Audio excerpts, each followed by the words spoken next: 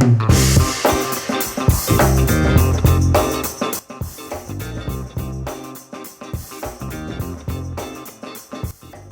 and welcome to Season 6 of Business Mentorship, Keeping It Real, introducing corporate leaders who have taken the leap to business owner and celebrate their great idea in our guest blog, found on shareyourstories.online. Our guest joins us from Stillwater, Oklahoma. Dr. Melissa Robinson-Winemiller is an author, a TEDx international speaker, and coach, flipping the script on what leadership really means, the power of empathy, small shifts, big impact. Let's find out how Dr. Melissa is using empathy to create an understanding for effective communication, which helps unlock better productivity, higher levels of innovation, and bigger profits. It's my pleasure to welcome and introduce everyone to Melissa. Thank you so much, Trish. I'm so happy to be here. Thank you for having me. It's such a thrill because I love my Fridays because I meet so many amazing people. And I thought we would start by you introducing your book, The Empathic Leader.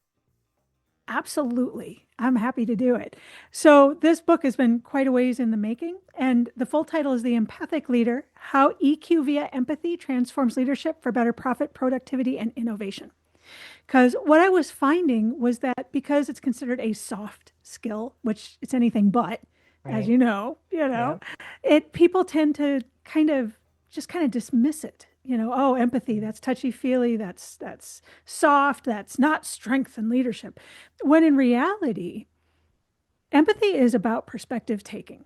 Part of what people don't understand is they think it's actually about feeling, right? I feel what you feel. That's one kind of empathy. There's 43 different definitions of empathy, and that's only part of it. So right, the truth is, it's about perspective taking and understanding the other. And it doesn't matter if it's employees, it doesn't matter if it's customers, it doesn't matter if it's your board of directors. If you can't create that perspective taking and understanding, your business is not going to reach the profit, productivity, and innovation that it should.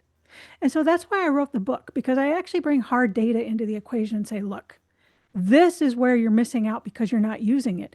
These are the things that you're not getting done because you're not employing self-empathy, which is something I find a lot of leaders lack because they're so driven and motivated and they want these things to do well. They tend to give to themselves last. And while that's not necessarily a bad thing, if you can't have empathy for yourself, you're not going to have it for anybody else. You're just not. Oh, that's very true, right? Looking in the mirror, if you can't look in the mirror and see it in yourself, then you're not very likely to be able to translate that to either personal or professional relationships, right? Right. Absolutely. So that's really why I wrote the book, because I wanted to get some of these ideas and concepts into the hands of leaders, to say, look, this isn't just a fluffy woo-woo kind of thing. The other reason is, empathy is a big word right now because, Simon Sinek and Brene Brown and Seth Godin and these thought leaders are like, empathy, it's about empathy, it's about empathy. Well, okay, great. Empathy is nice. How do I use it? Well, I don't know, but just go out and use it. Right. Okay, well, what is it? Well, I don't know, but you should have some. Well, this doesn't help anybody. So I'm actually completing my doctorate now. My doctorate's in interdisciplinary leadership, and the dissertation is on leadership and empathy because I want to be able to say, look, this is what it is. This is how you use it. This is how you employ it. And these are the outcomes you can expect when you do. That's really valuable because I know when I was working with leadership teams, we often discussed empathy as a useful tool when you find yourself in difficult situations, right?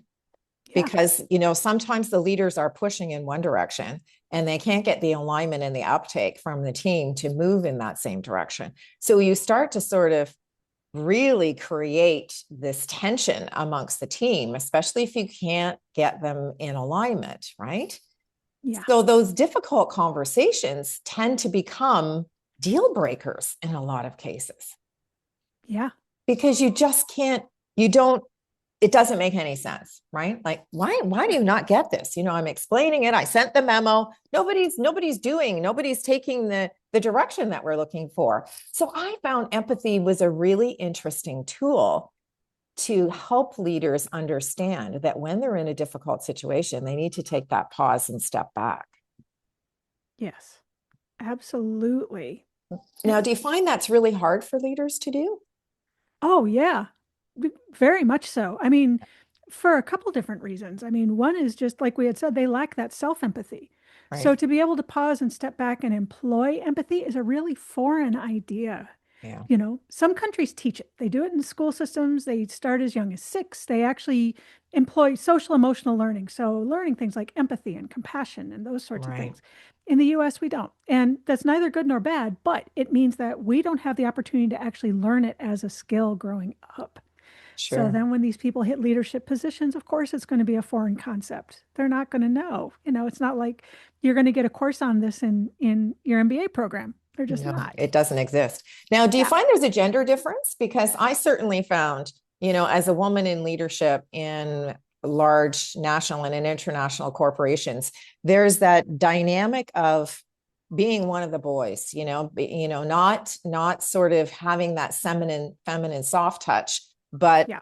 just let's just get it done. Let's Yeah. just push through and get it done. So is there a gender difference that you find now in business? Totally.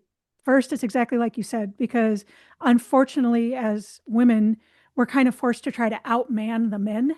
Mm, So the women can actually end up harder than the men, which yeah. means they're less likely to tap into that. The other side of that is there's so many women that suffer from imposter syndrome. Mhm. And as long as that imposter syndrome is in place, it's impossible to actually employ self empathy, which means now we're back in that cycle again of how are Yeah. you going to employ empathy if you can't employ self empathy? Right. Plus, imposter syndrome tends to lead to paranoia, which can create a lot of problems. And it You tends know, to hit women.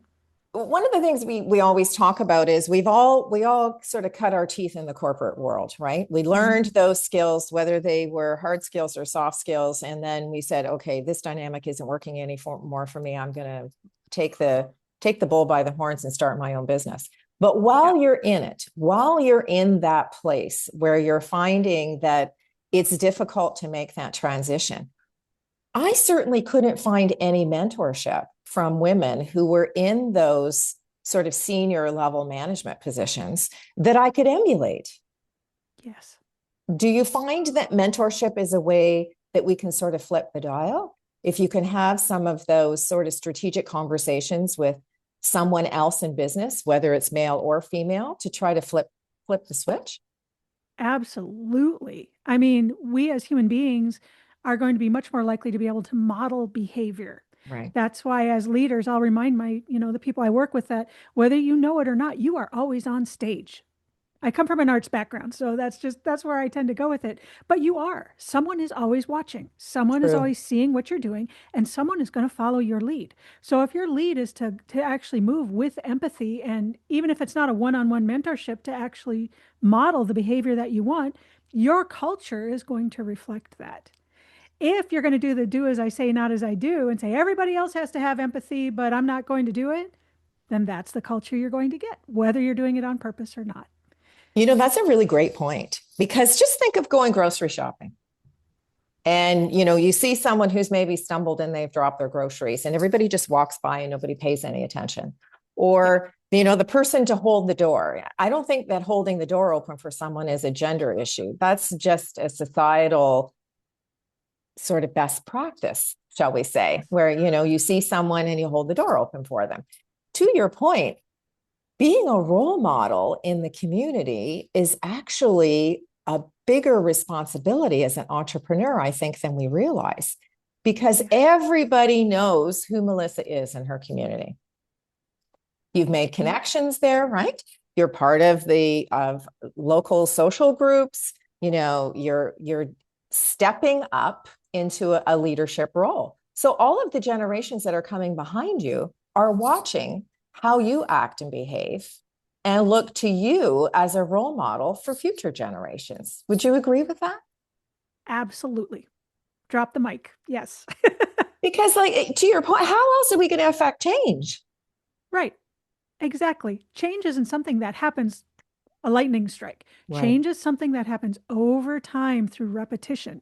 So if Right. your repetition is to do nothing and not hold the door and walk by when someone needs help, then again, that's the culture and the change you're going to implement, whether it's in a Right. business or in the grocery store. It Right. doesn't matter. Yeah, so empathy is something that we take not just in the boardroom, but we take it with us in everyday life. And I Yes. think your point about how do we teach it? How do we teach it to, you're a parent and you're listening to us talk about empathy and you're thinking, yeah, yada, yada, yada. Like, really? What can I do to teach my daughter, child, niece, nephew? How do I teach them that empathy is an important skill? Is it equated simply with kindness? No, the two can tend to follow each other, but not necessarily. The real heart of empathy is perspective taking. So, understanding what it is to be in someone else's shoes. And it doesn't mean you have to feel what they're feeling. I mean, there's something called cognitive empathy where it's just, I logically understand what you're feeling. Right, I don't feel anything.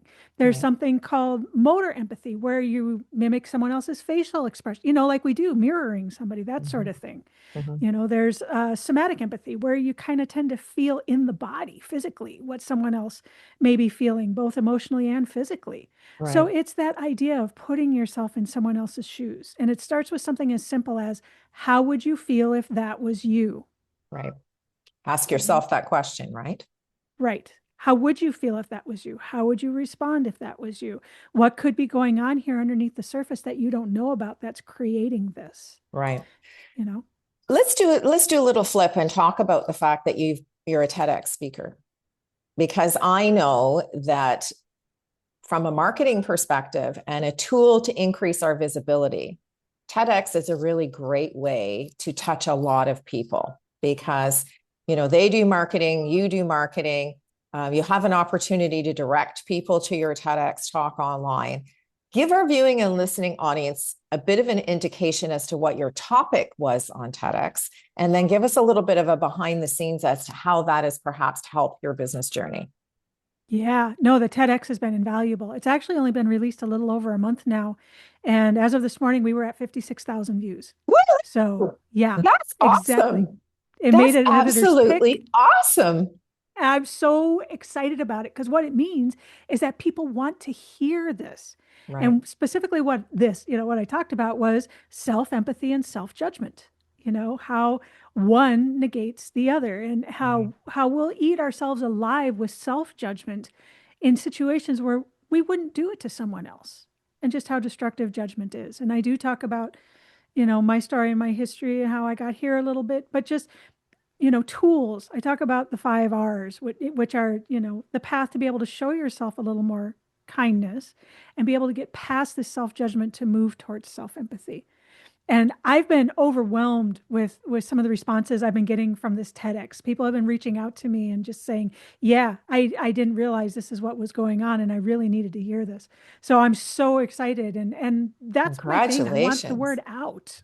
Oh, congratulations. That's so amazing. Okay, so I'm sitting in my living room. I'm listening to Dr. Melissa talk about getting on a TEDx, and I'm like, how the heck do you do that? Like, do you just apply, sprinkle the infield and apply to every TEDx stage that there is, and hopefully someone will make a connection with your topic? Or was there Yeah, something a little more strategic behind getting on the stage?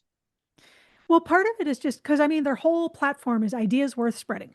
Right. So, first, you got to have a good idea, whatever that is. And of course, I'm like behind the whole empathy and self empathy thing. Like, I'm sure my husband wishes I would quit talking about it sometimes, I mean, I'm passionate about it. So, Sure. I've got that idea and I believe it's worth spreading.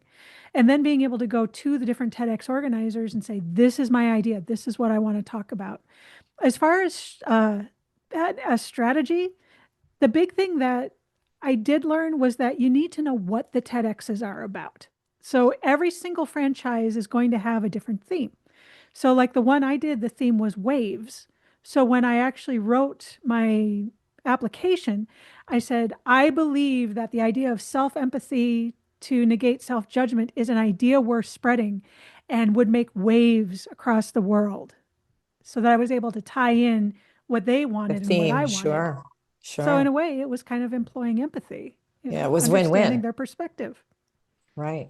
Yeah. Right. Give us a little bit of an indication as to the what you felt before you actually got on the stage, because we all know there's so much preparation that's involved in any speaking engagement. So, anyone who's had to even make a sales presentation, sometimes you're saying the pitch in your head before you actually meet with the client. what were some of the things that you did to prepare to get on the stage for TEDx? Well, for one thing, before I walked out on stage, I was terrified because it is TEDx. You know, it's Mhm. this is You don't this is want to kind mess of it up. no, and you have to have it memorized. There are no Right. cue cards. There's no confidence monitor. You're going out there naked. Right. So, Yeah. Yeah. That's you true. know, so I mean, to prepare, they had stuff they had us do. We had to meet with people every 2 weeks, and they did provide some coaches, and they, wanted to make sure everything was the way it needed to be. Because for us, we had to be able to do it in 12 to 15 minutes, Right. which is short to be It able is to short. Yeah. get it out there. It is short So yet long, right? When you're terrified, it can be long. But if you have a really passionate story, it can feel really short. The time frame can feel really short. So it's a blessing and a yeah, curse. it is. It really, you better hit the points and get on with it, because there is no time for ums or ahs or Right. whatever. Right. So for me, for that, like I said, I've come from an arts background. So if I was going to memorize a piece of music, that meant that I'm memorizing it one line at a time Yeah. over the course of months. And that's exactly what I did. I Right. had it on recorded. So I was listening to it if I wasn't running it. I was running it in my head. I was grabbing anybody who would stand still and say, "Hey, can I run this for you?" What do you think of Right. this? What do you think about this? What should I do here? Right. So, and just being in front of people as much as possible, because when all of a sudden you walk out on stage and you realize you have this message you want to share and everybody's waiting for you, it really is kind of You like, are in the spotlight. yeah, yeah, Now, how did you get to 56,000 views? I mean, that is absolutely incredible. And congratulations on that, because just out of the gate to have that much viewership is really quite amazing. Most folks struggle even to get a couple thousand views. Was there a yeah. strategy? Did something happen? Was there a light bulb moment and then all of a sudden it went viral? I think part of it is because I was an editor's pick, because they kind of have a separate channel for that. And I know Oh, that got an initial boost, which is fantastic, because yeah, to be an editor's pick means that they feel that this talk has hit really high standards, which I'm extremely grateful for, yeah, I for mean, sure. because you can't necessarily control it, because it also has Mhm. to do with the lighting and the sound and the Right, venue and all these other things.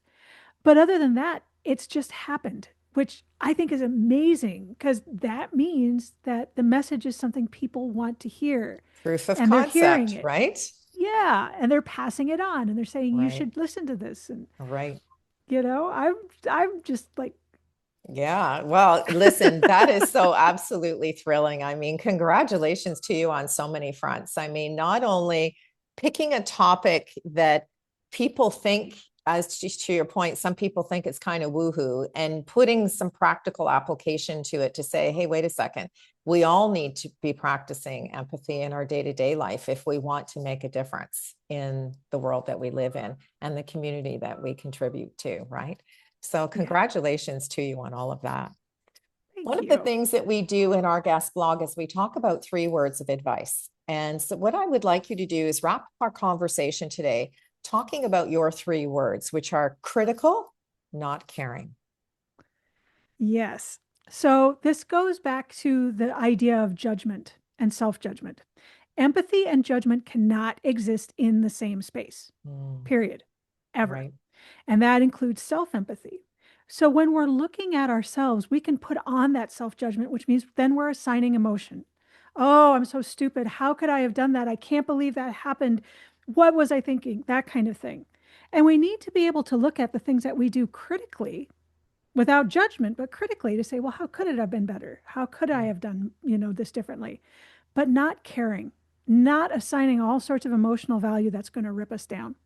So when I'm working with people, when I say critical, not caring, that means I want you to be able to look at the things you can do better. And I want you to be able to really think through the things that you can improve on, but don't assign judgment. right. That's really a very important message. It's almost like you're saying, what's resonating with me is give yourself the grace to make the mistake, understand how you can do it better, and just leave that at the door and move forward and do better. Yes, precisely. Well, I really want to thank you for spending some time with us today, talking about not only your book and your TEDx, but giving us some really amazing things to think about for empathy, because I don't think that most of us really realize the impact that we have as mentors and role models when we include empathy into that mix. So thank you very much for joining us. And we really wish you some continued success for sure. Thank you. Thank you so much for having me. And here's to a little more empathy for all of us. Absolutely. To our viewing and listening audience, I'd like to thank you for joining us today for this edition of Keeping It Real, introducing you to the person behind the logo. If you'd like to connect with our guest, you'll find Melissa's contact information in the description portion below. I'm Trish Tonai, author, artist, and the founder and host for the series. And we invite you to share your business story. Just visit our website, shareyourstories.online, and subscribe to our channel, Business Mentorship, Keeping It Real. Melissa and I would like to thank you for tuning in, and we look forward to meeting you next time when we share another great idea.